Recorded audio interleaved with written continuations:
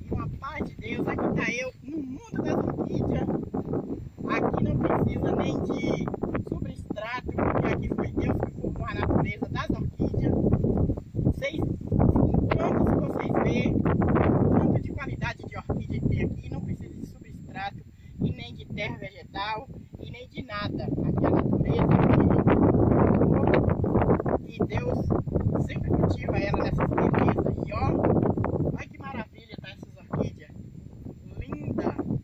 E vocês não esqueçam de inscrever e deixar seu joinha. E sempre eu estou postando vídeo para vocês verem a natureza. Vou postar sobre a natureza, as coisas, as belezas, as cachoeiras, as montanhas, as pedras, sobre essas coisas assim. E também eu cultivo as plantas suculentas, a orquídea também. E só um joinha, sempre vocês dão um joinha aí, ó, um chuva de joinha, e inscreve no meu canal e venha pra cá, que mais vídeo vou postar pra vocês gostar e adorar. Mais orquídea.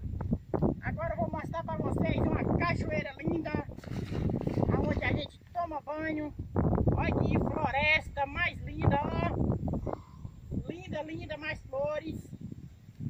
Não precisa de cultivo e nem de substrato. Substrato aqui é a natureza. Que joia, ó. Só orquídea.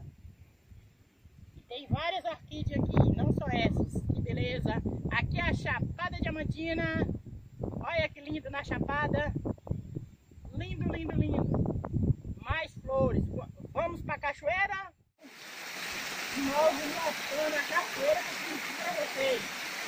Olha que água cristalina. Aqui é água mineral. Vou falar que essa barragem aqui é o meu cunhado que fez. Hoje não visita, essa casa aqui é do meu cunhado. E ele aqui mora em Goiás. Olha que coisa linda, olha que floresta linda. Olha que floresta bonita, toda colorida.